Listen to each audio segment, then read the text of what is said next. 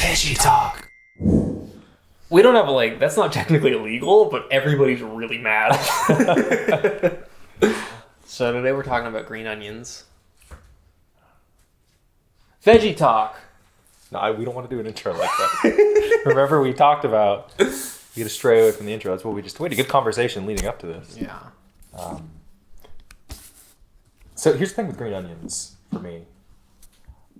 If you were to give me a scallion, I'd call it a green onion. If you were to give me any other type of thing that looks like a green onion, there's a few other ones. There's a green onion, there's a scallion, there's something else that I'm forgetting. What's the other? Spring onion? Spring onion, yeah. I'm a little onion illiterate. The same thing, like red onions, purple onions. Aren't those names kind of flipped up a little bit? Yeah, I don't think there's actually a big difference. There's Spanish onions, and then there's sweet onions. There's Vidalias. I get them all mixed up. So with green onions, I mean, what are the characteristics that we're looking at here to separate them from the other spring onion and scallion? Well, those are all the same thing. Oh, really? Yeah, common area of confusion. It comes up chives all the too. time. Chives are different. Okay, that's See, its own. I like that you're using your critical thinking. That was the thing I was trying to think of. Yeah. Chives, scallions, green onions, and spring onions are all the same name for this. Okay. And chives are this, but thinner. So is it a different plant? It's a different species, I think. But it is definitely the same genus. Same genus. Okay. Probably. Green. But the point is, if you walk into a store and you want these and you say that you want chives, you're getting slapped. Yeah. That's a ridiculous thing to mix up. Never mix that up. Chives are the thin boys and green onions are the thick boys. Okay. But if I walked in and I was like, where are your scallions? And they point me to the green onions. Yeah, that's good. That's completely acceptable. We all know. So then what are we using? What are the defining characteristics of a green onion then? Well, a green onion is essentially an onion that hasn't developed. It's a little prepubescent. It still watches anime. Because an onion, if you plant the bulb of an onion, it grows into this. But with green onions, the bulb doesn't get thicky. You know? This right here. Yeah. This is like an onion. This is the part that would become an onion if you were an onion species. But green onions are different. So they're stunted a little bit. They're stunted, and they stay thin. They got that thigh gap.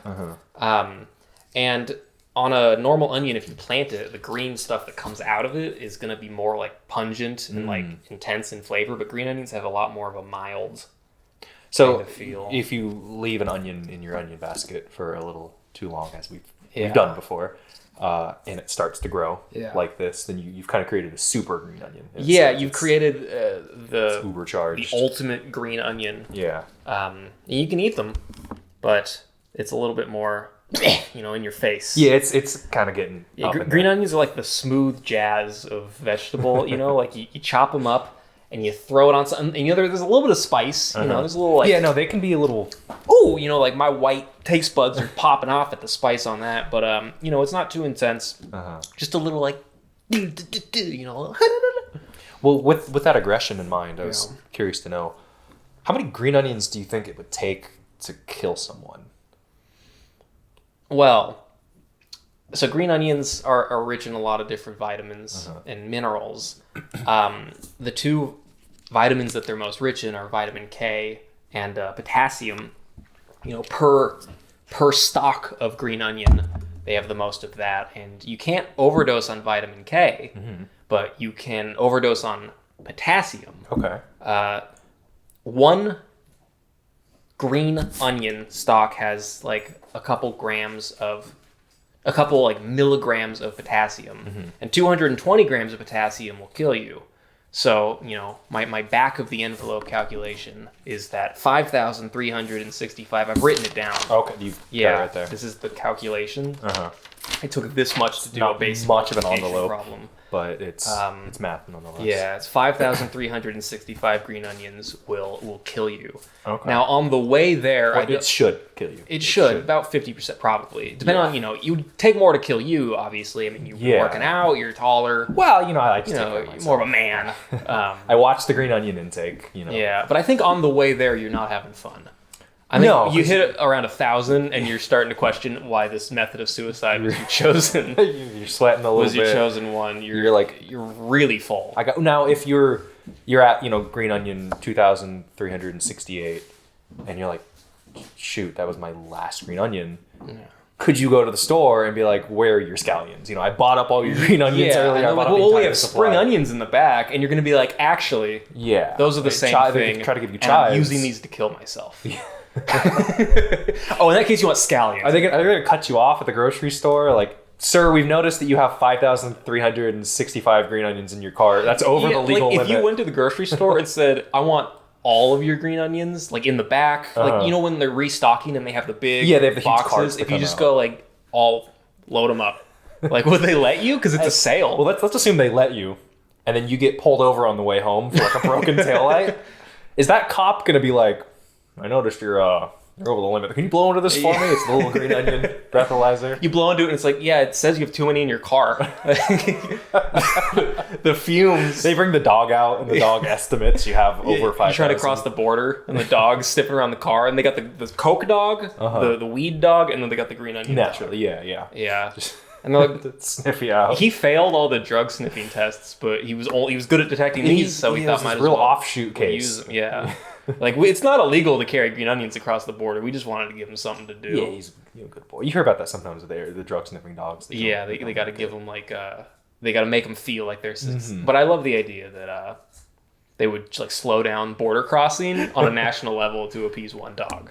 Oh, yeah, we got to check every car for green onions. Nobody wants to see a sad good boy. Yeah, he goes home and he just mopes. They didn't let me sniff today. Let me sniff today. I only sniff green onions. Yeah, I wonder if you could even consume that many green onions before they go bad. Because you can't do that in one sitting. There's no way. Yeah, well, so these have been unrefrigerated for about 48 hours, and they're looking stanky. Yeah, they do. They've lost a lot of color. And that's the thing. Green onions are a little fickle. I love them. I'm going to go ahead and say green onions are one of my favorite things to cook with. They make me happy. I love having them around. But like you said, they're so short of this world. Ephemeral? One could say. Urethral. I think urethra is the word you're looking for. As in the shape and size. But they have a nice... When you got a good green onion, it's crispy. It's a little I don't want to call it spicy. I don't think that's the right word to describe it, but there's definitely some fighting back there. The green onion, it's a quick little the little things you throw at the ground and they pop and it's like that, but in your mouth. Each little. It's like the Pop Rocks of vegetables. Yeah, it has, and that's why you usually don't cook them. You want to preserve that what factor? What is it called? Yeah. That is factor. It's got that factor X. I don't know what it is, you've got whatever Justin Bieber had is what this is.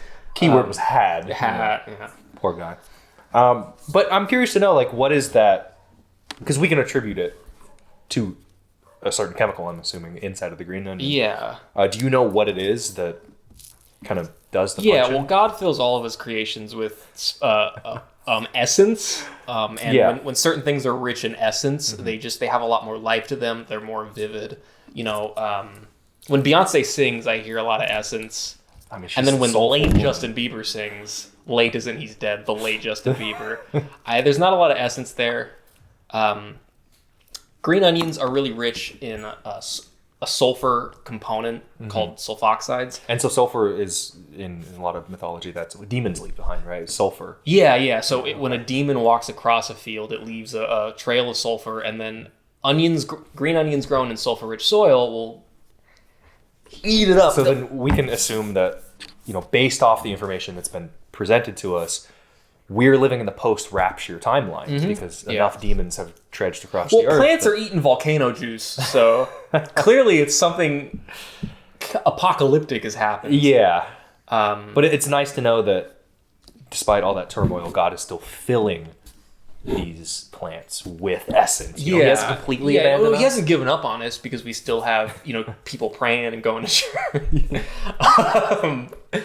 You want to hear my Jimmy Kimmel impression? Start talking about green onions. So on the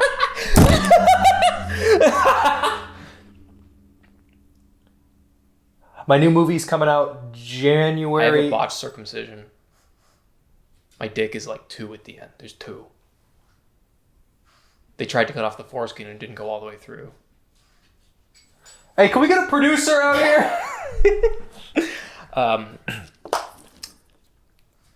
So tell me more about the chemical that's in it that does the punching and the fighting. Yeah, so when you have sulfoxides and you have allanase floating around in the green onion, and when the cell walls break, like when you bite into it, like when a deer bites into it, or just when you're slapping each other around and messing up the green onion. Yeah. The sulfoxide and the allanase combine and create a chemical called allicin, which is the chemical that creates all the garlic and oniony flavors present in everything in the allium genus. Okay. So like garlic and all types of onions are rich in allicin. It's also the same thing that makes you tear up when you're cutting an onion because you're breaking those cell walls, and the allicin is just escaping, feeding it's into back. your eyes. Okay. But it's what gives it that. It's like when you're doing it on a podcast with someone you're in an abusive house with, and you just think there's something very special about them, but he doesn't want to learn. He just keeps going back to his habits, and you're like, maybe if I had one yes, I could. This is French water. So I generally use green onions when I'm making fried rice. I think that's my go-to green onion usage. Yeah. I've been making a lot of curry lately, as you've seen, and I just love dicing that. Get the little diagonal cuts in it, and do a little. And as we know, the more diagonal you cut it, the more sharp the flavor. Angular stuff going on. It's just phenomenal for green onion usage.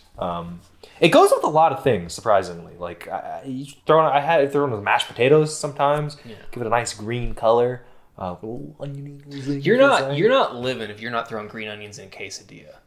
You got your I haven't cheese, done that yet. You're sprinkling your cheese in your dilla. A couple angular green onions thrown in there. You bite in. It's like you got the of the cheese, and then you got the of the green onion. And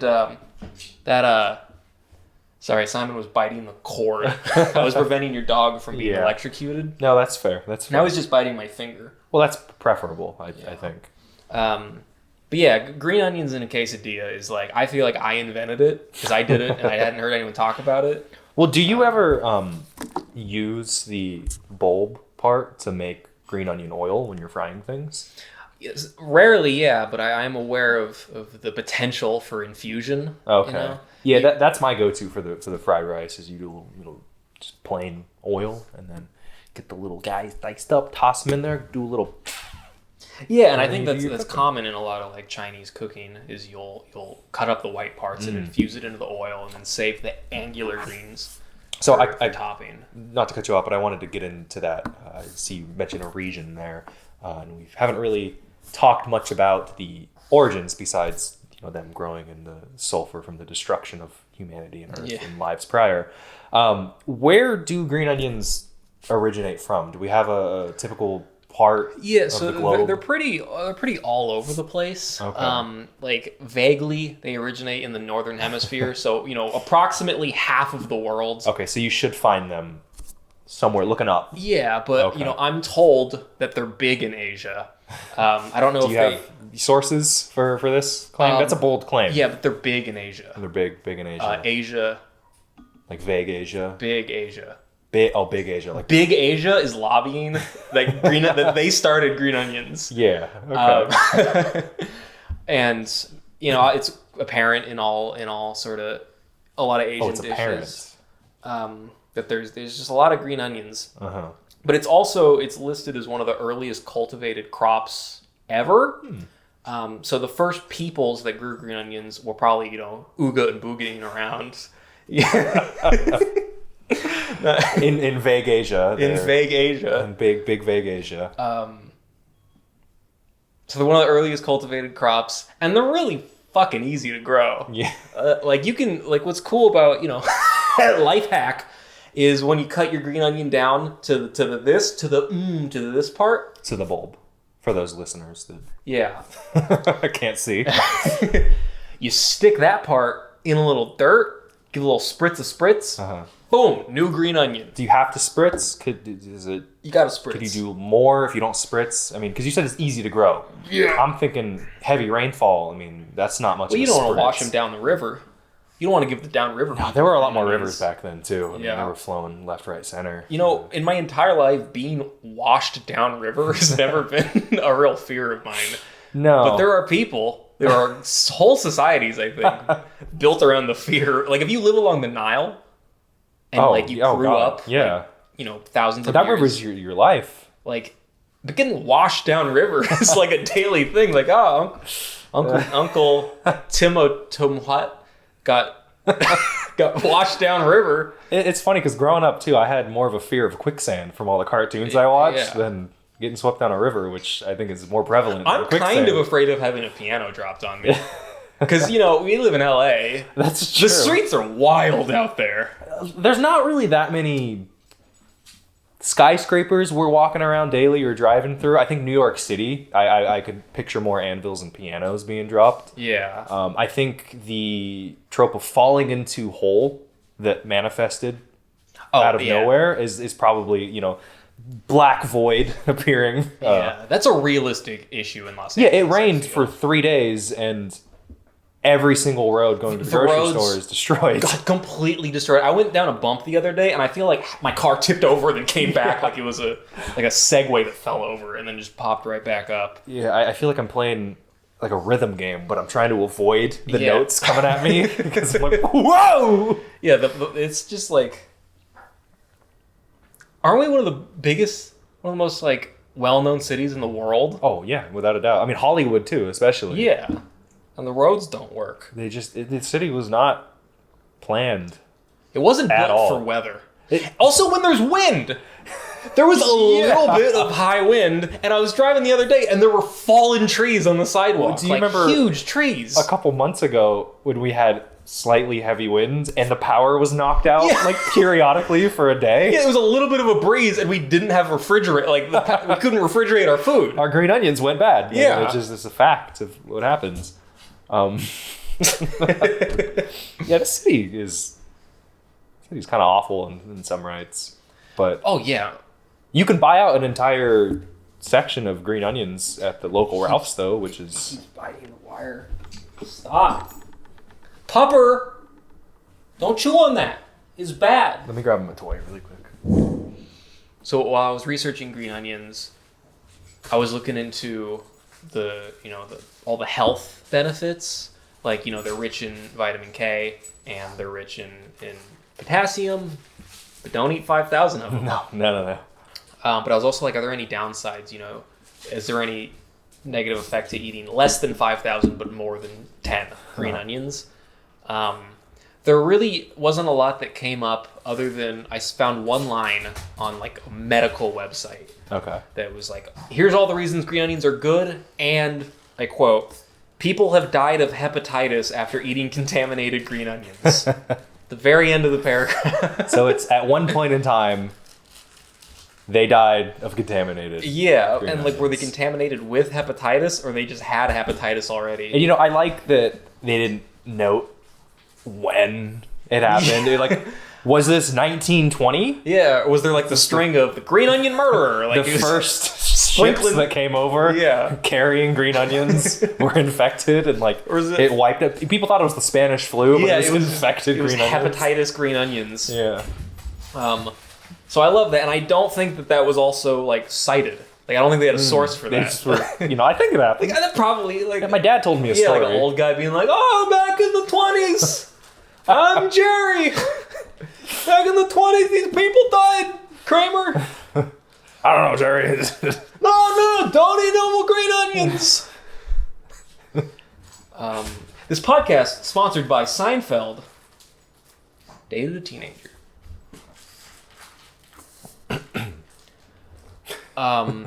Green onions are a part of a lot of cultures, and I think a lot of Chinese cultures have there's like herbal remedies surrounding green onions. I didn't look into any of them. Okay. But I think, you just put some boiling water over green onions, get a little sip. So there might be some shamanistic use I think cases so. for green onions. But I did find, you wouldn't expect, but Persian Jews, that's Jews that live in Iran, Armenia type area, okay. that part of the Middle East, they have a tradition where during Passover, they'll just hit each other with green onions.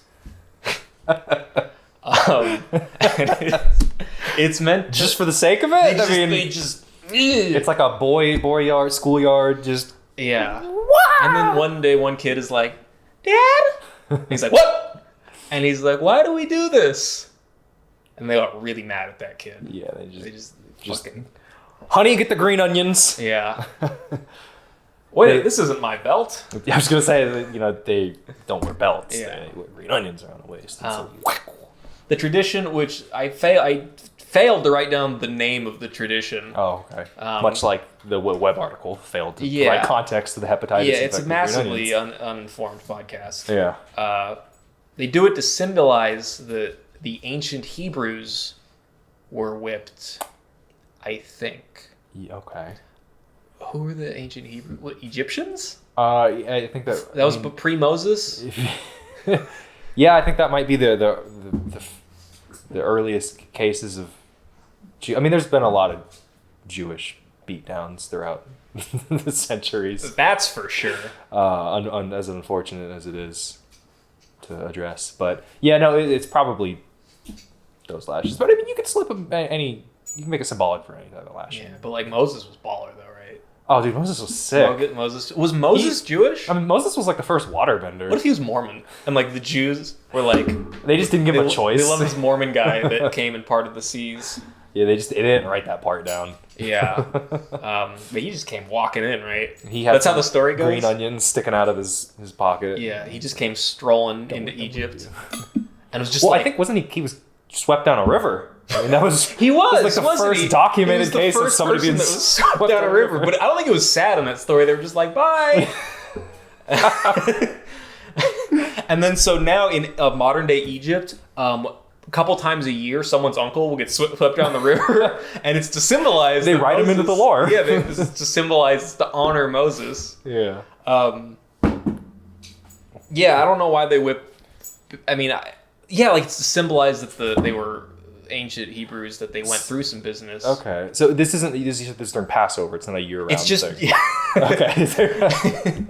It's just during Passover. You can't go at any given time. They sing a song after they hit each other. And the song is like a positive song about like... Nothing to do with the vegetable. Yeah, nothing to do with... It's like they go, oh, and then they go, oh. Okay. So is it like... You think of a pillow fight, right? Yeah. You think of no rules, but there's like kind of something like don't swing too hard. We're indoors, right? Do you think they adhere to any of that? Like don't hit somebody twice. No double smacks. You can't go for that. I think it's probably like the purge, where it's the one day of the year that you can just let loose. You can go like there's kids behind dumpsters that are like compacting the green onions to be like solid. They put a rock in it. They put a rock and they're tying it to a string and they're whipping people. You get the one kid who has the really creative dad and he like makes a trebuchet. Yeah. They're like sprinkling cayenne pepper on the ends and throwing them in old people's eyes. Being like, you should have got me something better for Hanukkah. Almost forgot the name of... Oh. I got a top last year. Dreidel. They called it a dreidel. Yeah. I wonder what the markets look like during Passover. Like if I'm just visiting and I'm doing, like I said earlier, I make fried rice pretty frequently. I'm gonna show up to this Persian market, and I'm using market because I don't know like if they have Ralph's there. It's just whatever, their grocery store. They have Whole Foods. And I'm like, where are your green onions? And they're like, you mean scallions? And I'm like, yeah. And they're like, well, it's Passover. There's none. It's Passover. You're supposed to book like months in advance, like getting roses for Valentine's Day. They separate, like they have the hidden scallions and then they have the eaten scallions. No, so like if you know someone, you can. Yeah. Oh, you said hitting. I thought you said hidden. No, they have the hidden scallions. Oh, okay, so they set some aside. Yeah, they set some aside. Like these are for hitting and these are for eaten. Specially bred. Yeah. Like green onions aren't supposed to have thorns on them, but like, we did some crossbreeding. Why are these like thick and hard, like whips? They're leathery. It's like a these rope. green onions. So if you're a Persian Jew, write in about your experience with Passover and tell us what you thought. Did you enjoy it? Is it fun or is it scary? Because I feel like it would be a little scary. Yeah, I'm probably going more on the fear side. I mean, if you're a small guy, I'd be like, oh. Yeah. Like, Every time I imagine it in my head, I imagine like the running of the bulls in Spain. But it's like a bunch of like the Jewish parents with green onions chasing the kids. Yeah. And they're just, ah! You know? Well, I keep thinking about like you, because you're dating a Persian woman. Yeah. Who's, I guess, luckily in this case, not Jewish, so you're not I'm not undergoing getting hit any once beatings. a year. But if she was Jewish, what's it like to be that onlooker, to not have any context? Because I feel like you wouldn't get warned. Like being the white guy in the Persian Jewish family, or you're just, first time my girlfriend brought me for Passover, and they're just going wild. Yeah, do you partake? Do you is it mean to beat people with it because it's not your tradition, or is it mean to not take part in it? Let me tell you, as someone who's been a part of a Persian family for a while, you know, not through blood, but through a relationship, you wait in the corner silently until one of the parents forces you to participate. Okay. You kind of make yourself real white. Yeah. And just... And then eventually someone will go, oh, Jesse! And, you know, pull you over and put your hand onto a green onion and then go, oh! And then... and you're like, oh, I'm learning! Yeah, I mean, this tradition would fit right along. You know, she isn't Jewish, but she's Armenian, Persian Armenian. And I feel like every day I'm learning about a new tradition. And I love it. It's really fun. Yeah. It's like a loot box there's like a mini game, or it's almost like I walk in one day and they're like, oh, you got to spin the wheel. Yeah. I spin the wheel and then it hits like a weird like hieroglyphic symbol and they all go, oh, and give me chocolates. And I'm like, confetti. Yeah. It's every day there's something new. Bob Barker comes out. Yeah. So, I mean, a physical challenge being added to that would be really fun. You take on, what was the Nickelodeon show? Like the Temple of whatever. Oh, yeah, the Legends of the Hidden Temple. Yeah. You're doing one of those in the backyard. I walk into her house, they changed all the furniture, and they're like, you have to run through the gauntlet. That was Italian, but... I mean, yeah. Her dad kind of gives off that older Italian vibe anyway. Yeah, sometimes he wears a gold chain. It feels really Italian mobster-y. Yeah. Love him. Oh, great. Love him. Okay. You're not getting too warm with the flannel one? I'm definitely getting warm. I'm sweating. Do you want to... No, I like the look of the flannel. Well, I mean, sometimes you got to go comfort in these scenarios. Yeah, but... we've already got the first half. I know you have it on if you want to keep it on for continuity purposes, but I don't want you drenched in sweat. I definitely have pit stains. You're going to start wilting away just like the green onions. Yeah. I mean, this is going to be you by the end of it. No, I think it's... I think it's fine. I'll choose to be okay. You can roll up the sleeves too. I could. I did work out today. Oh well, I mean, show off those veins, bro. Yeah, I got the vascularity. Them veins popping like green onions.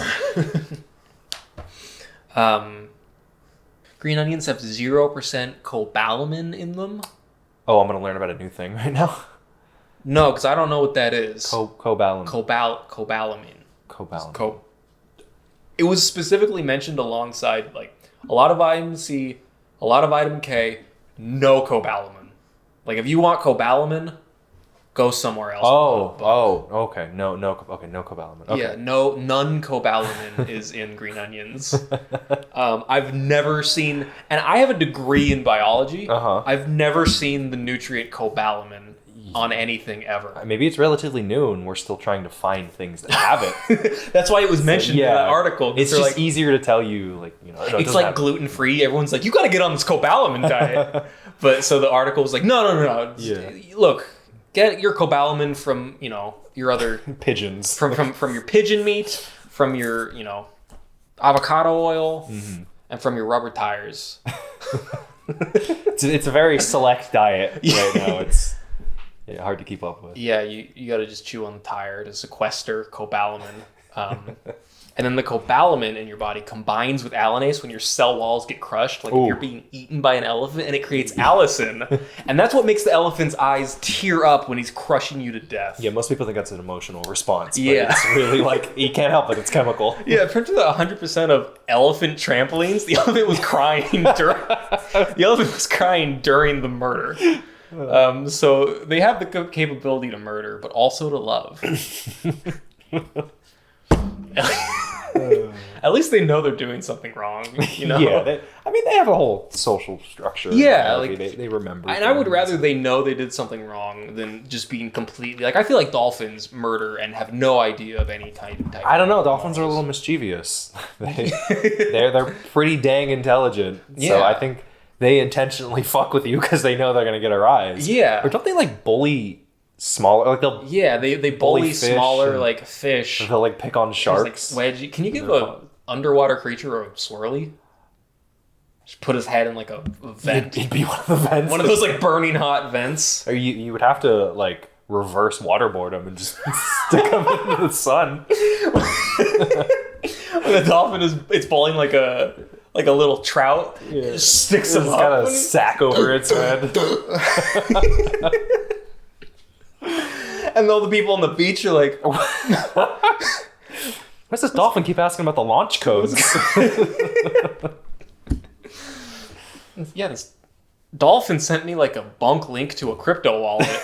I clicked on it and it emptied out all my Bitcoin. Yeah, so, I mean, dolphins have the capacity to understand what they're doing. Why are we talking about this? Where did...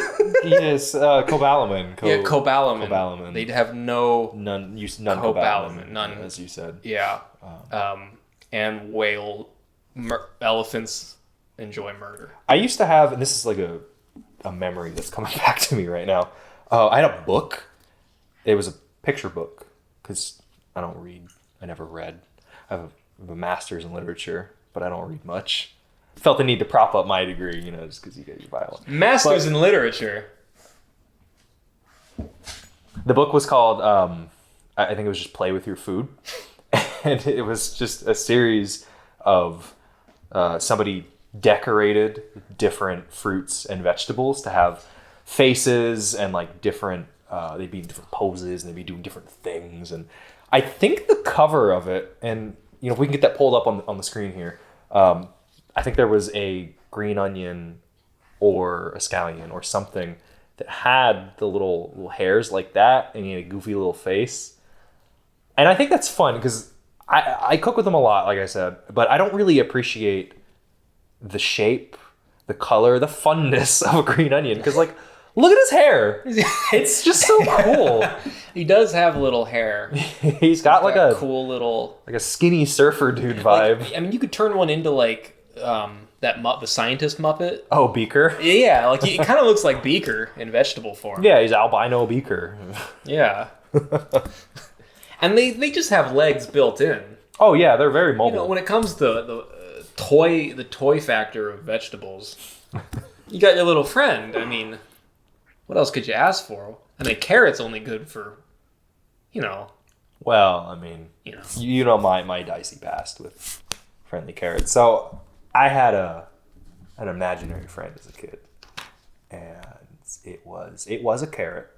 Okay, so that wasn't the imaginary part. I didn't imagine a carrot that I was friends with.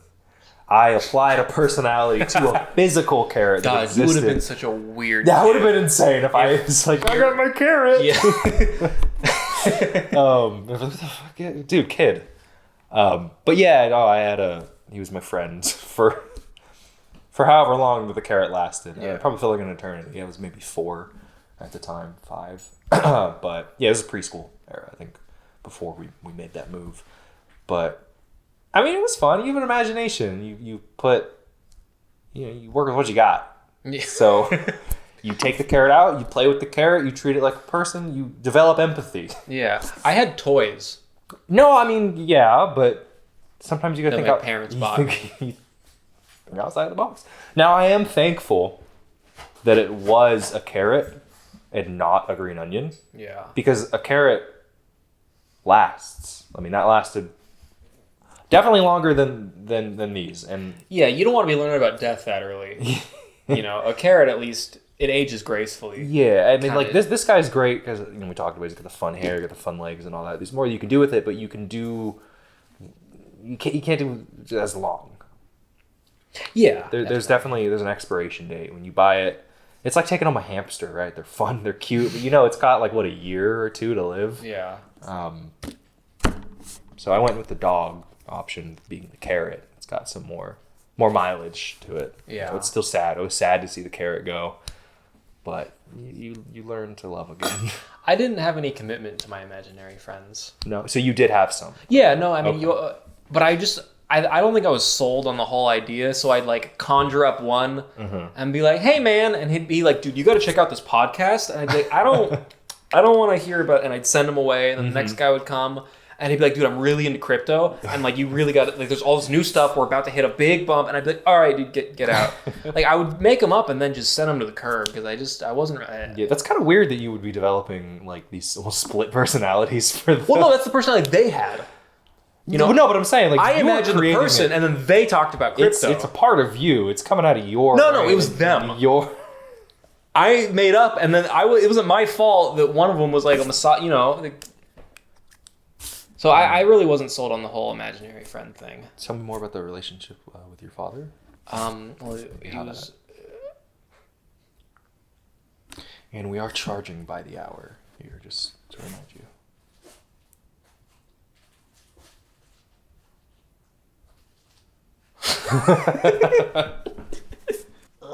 I love green onions a lot. I think they're delicious. A lot of cultures will just dip them in salt and eat them raw. Really? Yeah. That's what my mom says that she used to do. She's always coming up with weird southern things. Is that a cultural thing, or is that just an old person thing? I think it's both, but it definitely feels like, in the 20s, you'd walk to school and there'd be the green onion man. He'd go dip in the salt and he'd give it to you. You'd suck off the salt and then you'd chew. You used to have to put your jaws outside so they could put the green onions in the morning. They'd wrap the wilted ones. They'd wrap it in the day's newspaper. It was hot from the coals that they warmed it up on. You'd walk to school and that was your only warmth. They totally changed accents there. Yeah, you're getting a little off the grid. You dip in salt or maybe like a little sugar and lime juice. You take a bite. This is a southern thing? No, I think it's South American, which is really southern. But my mom has southern roots, and so and just grew up in California, but she has southern roots, and so every now and then she'll just like hit me with some weird southern thing, like, "Man, I used to eat collard greens," and I'm like, "You don't sound like that, Mom." I'm gonna reel it in. She'd be like, "Yeah, little collard greens. You dip your biscuit in it." I'd be like, "Mom, what are you talking about?" What? Mom, what? Huh? Did you find my nitrous oxide balloon again? I don't think of I don't correlate green onions and the United States of America in any way. I don't think that they're really on speaking terms. I think that they're a great vegetable, but for whatever reason, Americans just don't. Well, Americans don't eat vegetables as a whole, I think. Yeah. I mean, you got high school still are passing pizza off as a vegetable. So. God, the amount of pizza in high school is insane. Well, it's a tomato. Yeah, the whole pizza is a tomato. So you're getting all your micros and macros and. Is there carboxyfolifin? They're rich in carboxyfolifin. I'm surprised. Yeah, no, pizza is really rich in carboxyfolifin. What was it called? There's 0% cobalamin in pizza as well. But carboxyfolifin is really rich in, and that's good. Okay, yeah. Because it just that's a regulator, right? It's a regulator. Okay. It's a downstream effector. It just gets everything. If you visit a dietitian and they notice that you don't have a lot of like you need some carboxyfolifin, and I'm paid by Papa John to prescribe it. So, well, he did say the reckoning was coming. He did, and I feel like since he said that, a lot of reckonings have happened.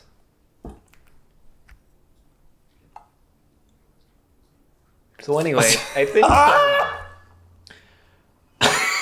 It hit all of my foot.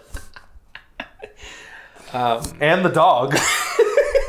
Oh, I got the dog wet! It's like a gremlin. He's gonna start. Yeah. Did you have to study green onions at all in college?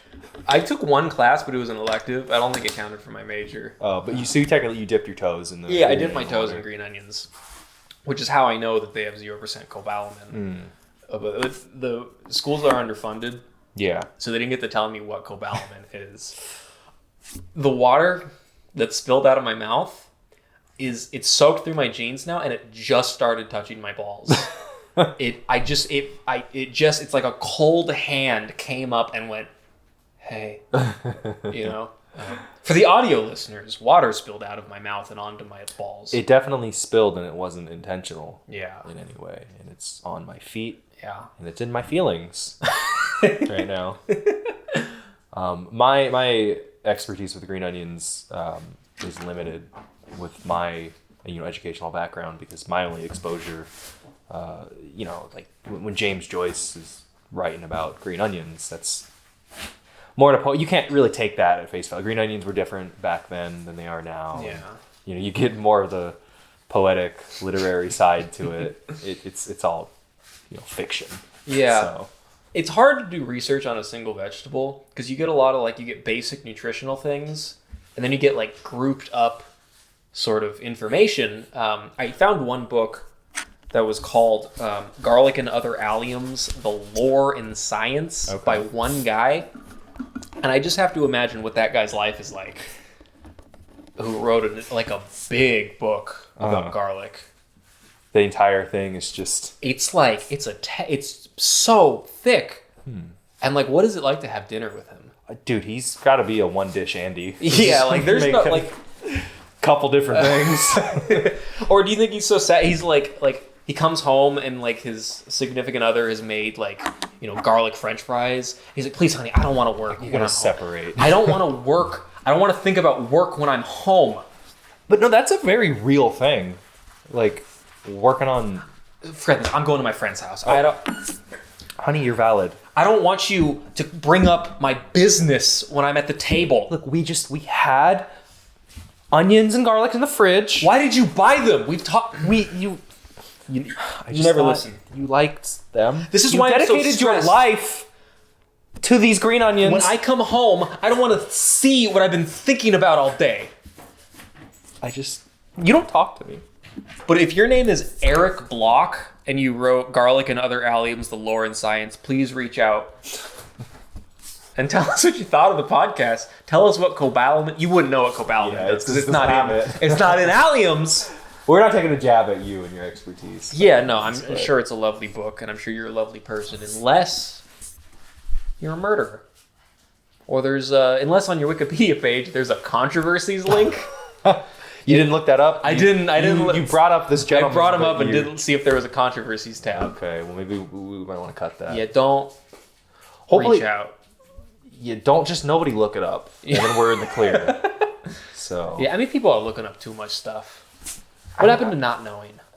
Well, the internet came around, and then you got an app for everything. But when I pull out my phone to look something up, I always have a weird urgency to it because it's so easy. I'm always like, oh, I gotta learn this. But it's I don't need to know what year Big was released, starring Tom Hanks. When I look that up, I'll be I'm shaking because I'm I don't know. And I gotta look up the date. And I'm 1993. Did you look that up before the podcast? If you're the director of Big, reach out and tell us what year it was released. Do we have an email that somebody can reach out to us? Yeah, if you've enjoyed the content, if you've enjoyed the Green Onion information, you can send us an email at Veggie Talk podcast. Do you mind? We're gonna put it on screen here. Veggie Talk podcast. Veggie Talk podcast at gmail.com. At Gmail. We got the Gmail? We got the Gmail. We got the Gmail. I called Mr. Google. Really? I said, can I get on this mail that you've been doing? So you have an in with I have an Mr. in. Google? Can we off the record, can we mess with the algorithms? Because Google, YouTube and all these things. So when people search green onions, can this be the first thing?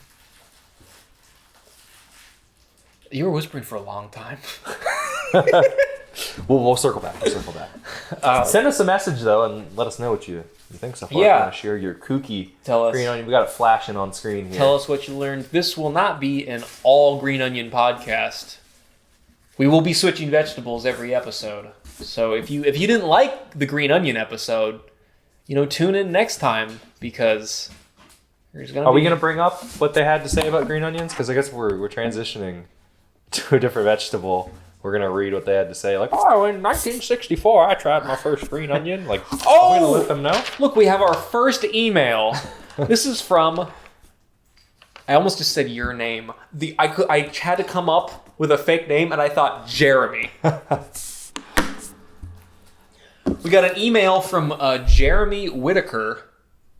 Isn't that your name? No. Pretty sure. Okay, yeah. Well, That's my name. Little. Hi, Jeremy. Little Jeremy writes, I'd like you to take me off of this email list. I get emails every day, and I don't remember signing up for it. Please take me off of this list. We have an email list? I don't think so. Do you think he's got the right email? Let's just go on to the next one. Do we have a next one? I thought this was... It's another Jeremy. It's the same. This guy... Same one. Take him off the email list. We bought more of these.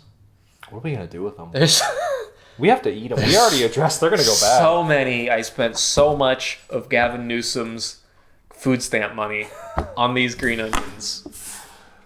You can't say that because then he's gonna take it away from you. Oh, I'm eating them. Look, it's not food stamp fraud. Nutrition. I'm chowing down. Wouldn't that be something if we could use these as a tax write-off now because it's for the podcast? I wonder if I could. I wonder if I could get reimbursed from using the food stamps. Like, hey, I didn't actually eat those. The whole podcast is a loophole to get your money. It's a lot. That was a prop. Like, and like they call them up. You go to state prison. I think. Call them up and be like, oh yeah, that happens all the time. We'll just we'll send the money to your account.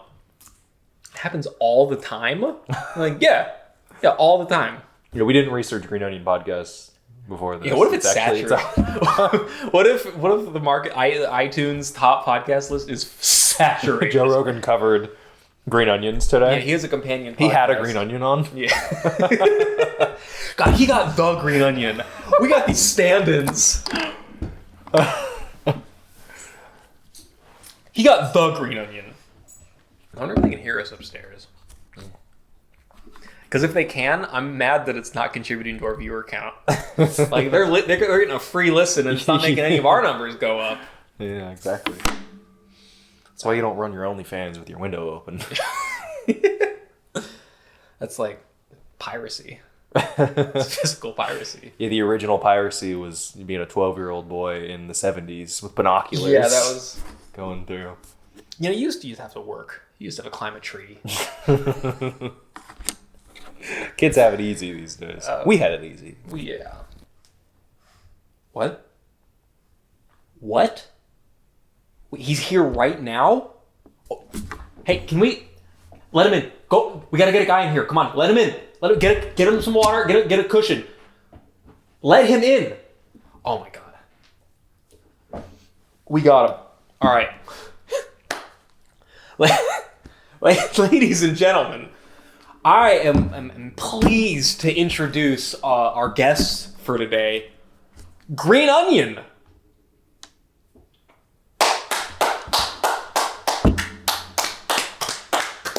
Let me tell you, I have been a fan of yours since I was a child. I followed all of your work. I think you're incredible. I'm so excited that you accepted this. What have you been up to? Sorry, I'm nervous.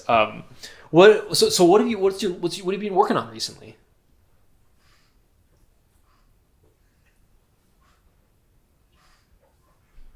Well, I gotta say, that sounds really cool. I wish I had some questions to ask you. What's cobalamin? No, you wouldn't know that because Wow. Well, let me tell you, it's been great talking to you. I've been super excited to have you.